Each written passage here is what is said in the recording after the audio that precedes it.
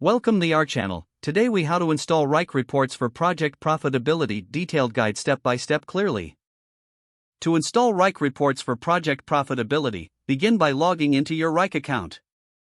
Navigate to your dashboard, where you will find a variety of project options.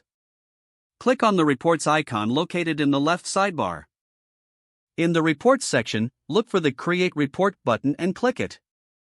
Select the Custom Report option from the drop-down menu. Now, choose the type of data you want to analyze, focusing on profitability. Populate the required fields with relevant project information, including tasks, duration, and costs. In the report settings, ensure to add filters that reflect your profitability criteria. You can also set your report to display specific time frames, such as weekly or monthly. Next, adjust the columns to show essential financial metrics like budget, actual cost, and return on investment.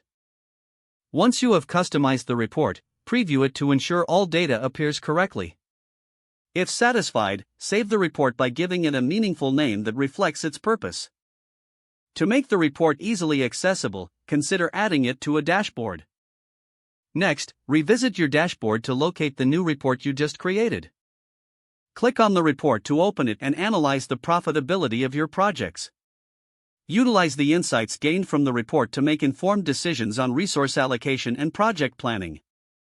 Regularly update your report settings as project parameters change to maintain accurate data. Continue to monitor profitability throughout the project lifecycle by revisiting your report regularly.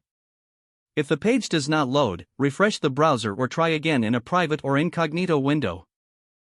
Make sure you are using the correct email address, then retype it carefully to avoid small typos.